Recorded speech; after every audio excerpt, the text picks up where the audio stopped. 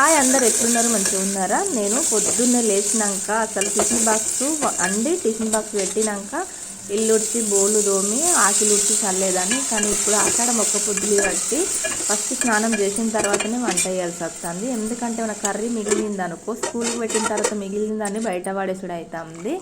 ఇక స్కూల్కి పోతాడన్న అడావిలో పాలు పోతాయి చూడు, అవి పక్కకే పోతున్నాయి. నిజంగా పొద్దునున్నంత అడావిడైతే ఇక మనకు పొద్దుంత అస్సలే ఉండదు ఎవరికైనా సరే. 6కి 5:30కి ఎప్పుడు లేచినా కనీసం 7-7:30 దాకా పని బిజీ బాగుంటుంది. వాళ్ళు స్కూల్ వ్యాన్ ఎక్కిరంటే కథం మనకు రెస్ట్ దొరికినట్టే. మిగిలిన పనులు మెల్లగా ఎప్పుడైనా చేసుకోవచ్చు. నేనైతే ఇవాళ కాకరకాయ ఫ్రై చేద్దాం అనుకున్నా, కానీ మళ్ళీ అందరికీ సరిపోలే కదా అని టమాటా వేసి అయితే ఇట్లా వండేసిన. అన్నం వండిన. మనకి బ్రేక్ ఏం లేదు, ఉప్మా ఎత్తే తింటామంటే తిన అన్నాడు. అందుకనైతే పేలాల కోసం అయితే గంజు పెట్టి పేలాల మక్కలు పోసిన. వేగినాక ఫుల్ వీడియో తీయాలనుకున్నా, అప్పటికే టైం అయిపోయింది. ఈ వీడియో ఇంతటితో ఆపిన ఫ్రెండ్స్.